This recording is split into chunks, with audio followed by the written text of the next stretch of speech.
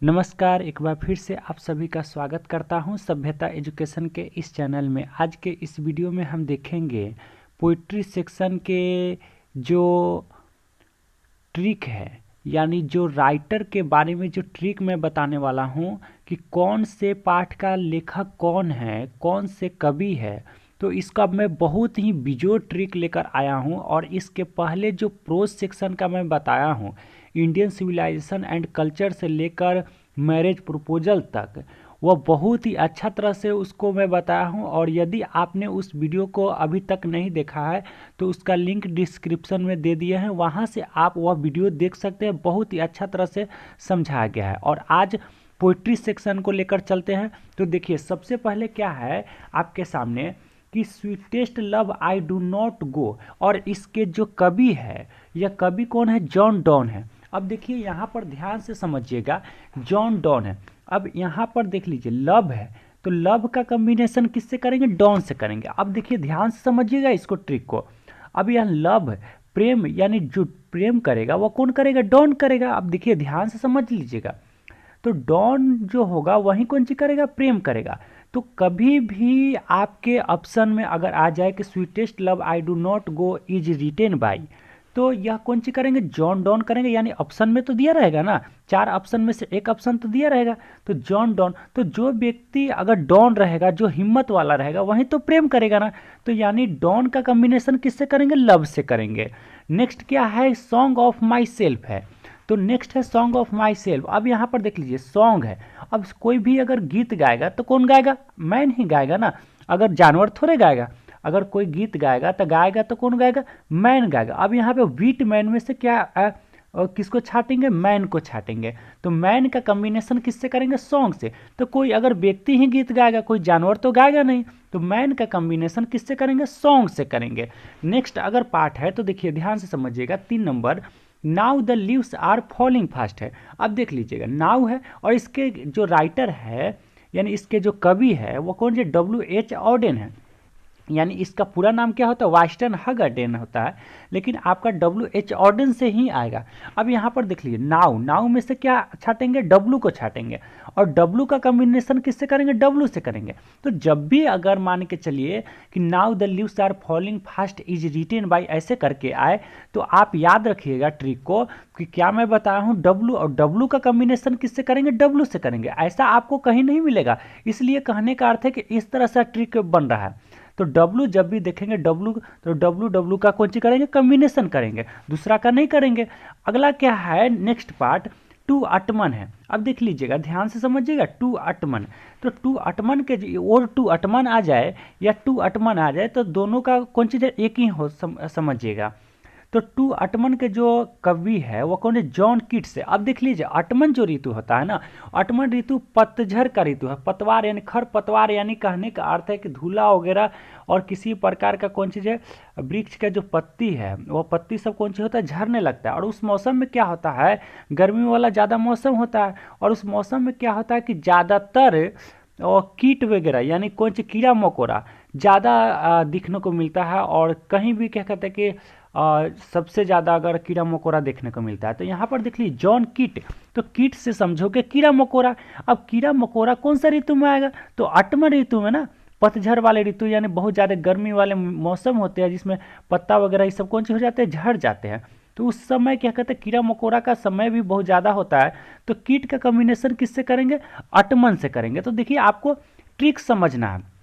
Next अगर 5 part है तो क्या है? ध्यान समझिएगा, एन इपिटाफ। अब देख लीजिएगा, इपिटाफ क्या होता है कि यदि अगर कोई व्यक्ति मर जाए तो मर जाने के बाद, आप पढ़े होंगे, मर जाने के बाद जहाँ पर उसे दफनाया जाता है या जलाया जाता है तो उसको एक क्या कहते हैं? शिलालेख, यानी एक चबूतरा के भांति उसे बना दिया जाता है।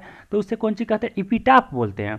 अब उस देखिएगा, ध्यान से समझिएगा, उस इपिटाफ, अब अगर कोई व्यक्ति मरेगा तभी तो इपिटाफ में जाएगा ना, ऐसे तो नहीं जाएगा। तो यहाँ पर वाल्टर डेला मेयर। अब देख लीजिएगा, मेयर, मेयर यानी मरे, मरे यानी जो व्यक्ति मरेगा वह कौन सी में जाएगा? एपिटाफ में जाएगा, जैसा कि चित्र के भांति आपको समझाया गया है। ध्यान से, तो जो व्यक्ति मरेगा, मारे, मरे से कौन सी समझिएगा? मर गया, यानी कौन सी मर। तो जो व्यक्ति मरेगा वह कौन सी में जाएगा? एपिटाफ में जाएगा। नेक्स्ट अगर क्या है, ध्यान से समझिएगा, द सोल्जर। द सोल्जर के जो कवि रहे हैं वो कौन से, रूपर्ट ब्रूक रहे हैं। अब देखिए ध्यान से समझिएगा, अगर कहा जाता है इंडिया में कि अगर इंडियन जो सैनिक होते हैं, चाहे कोई भी सैनिक होते, किसी भी देश के सैनिक होते हैं, उसमें अगर सबसे ज़्यादा अगर रूपवान व्यक्ति कहा जाता है तो किसको, सैनिक को कहा जाता है। यानी अगर रूपवान व्यक्ति कहने का अर्थ है कि सबसे सुंदर अगर व्यक्ति कहा जाता है तो किसे, सैनिक का कहा जाता है। इसलिए कि वह देश को कौन सी करता है, सुरक्षा प्रदान करता है। तो यहाँ पर देख लीजिएगा सोल्जर है, अब यहाँ पे रूपर्ट ब्रूक, अब रूपर्ट से रूप उठाइएगा, कौन सी उठाइएगा, रूप।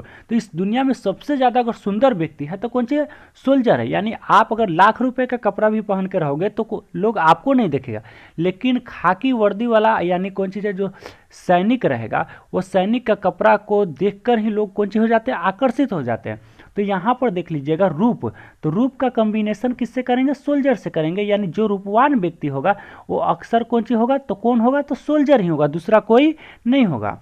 तो जब भी अगर क्या कहते हैं कि the soldier is written by अगर आ जाए तो रूपर्ट ब्रूक देखेंगे, और रूपर्ट ब्रूक में से रूप को उठाएंगे और रूप का कॉम्बिनेशन किससे करेंगे, सोल्जर। तो इसके जो राइट आंसर हो जाएंगे कौन से हो जाएगा, रूपर्ट ब्रूक हो जाएंगे। तो देखिए यह बहुत ज़्यादा आपको समझ में आ रहा होगा, और मैं आपको क्या बोला हूँ शुरुआती चरण में ही वीडियो के, कि आपको इसको दिल पर लेना नहीं है। आपको क्या करना है कि एग्ज़ाम के लिए जितना जल्दी हो सके वो ट्रिक के माध्यम से हम एग्ज़ाम अच्छा तरह से दे सके, यह ध्यान रखना।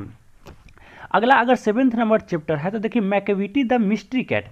अब देखिए मैकेविटी द मिस्ट्री कैट है, यह देख लिया टी.एस. इलियट है, इसके राइटर कौन है, टी.एस. इलियट है। अब देखिए टी.एस. इलियट का पूरा नाम होता है थॉमस स्टीर्न इलियट होता है, लेकिन हमको पूरा नाम से लेना देना नहीं है, टी.एस. इलियट ज़्यादा करके आता है। तो यहाँ पर देखिए द मिस्ट्री कैट, अब द मिस्ट्री कैट में से टी को उठाएंगे और टी का कॉम्बिनेशन किससे करेंगे, टी से करेंगे। देखिए ध्यान से समझिए, यहाँ पर टी उठाएंगे और टी का कॉम्बिनेशन किससे करेंगे, टी से करेंगे। तो जब भी अगर ऑप्शन में रहे टी.एस. इलियट या और अगर ऑप्शन रहे तो उसमें याद रखिएगा कि सर बताएं कि कौन सी टी का कॉम्बिनेशन किससे करेंगे, टी से करेंगे। तो टी.एस. द मिस्ट्री कैट यानी अगर दिया रहे तो टी.एस. इलियट इसके राइट आंसर हो जाएंगे। अगला देखिएगा फायर हिम्न है, तो फायर हिम्न क्या है कि ध्यान समझिएगा, फायर मीन्स होता है आग।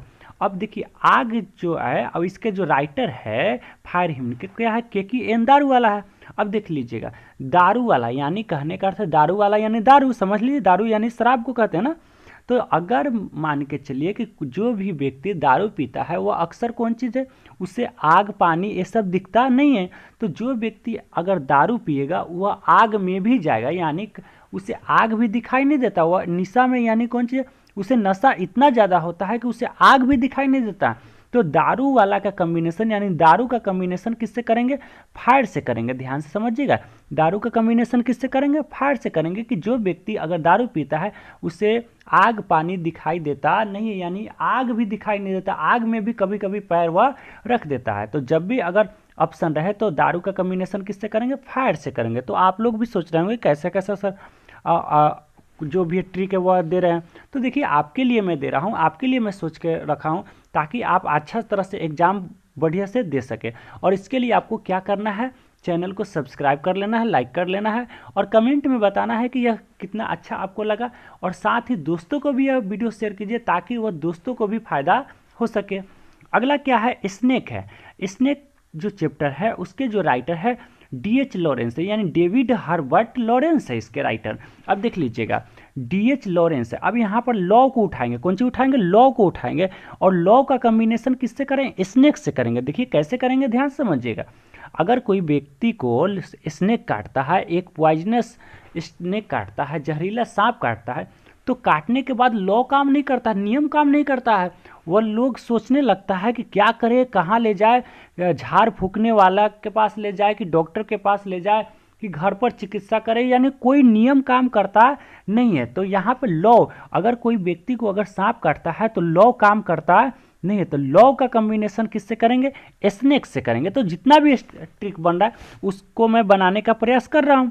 अगला क्या है, लास्ट जो चैप्टर है वह कौन चीज़ है, माई ग्रैंड मदर्स हाउस है। अब देख लीजिए माई ग्रैंड मदर्स हाउस, इसके जो कवित्री रही है वह कमला दास रही है। अब देख लीजिएगा इसके जितने भी आप पढ़े हैं पोइट्री में कोई भी लेडीज पोइट नहीं रही है, और यह एकमात्र जो है वह लेडीज पोइट रही है, यानी मदर। अब मदर कौन चीज़ है, यह कौन चीज़ है, स्त्री।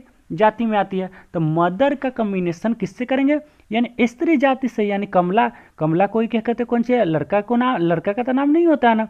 तो मदर का कॉम्बिनेशन किससे करेंगे, कमला, यानी माँ का नाम कौन चीज़ है, कमला है। यानी इसमें स्त्री जाति का नाम, यानी मदर एक स्त्री जाति है, स्त्री जाति का नाम स्त्री जाति से, तो यानी माँ का कॉम्बिनेशन किससे करेंगे, कमला से करेंगे।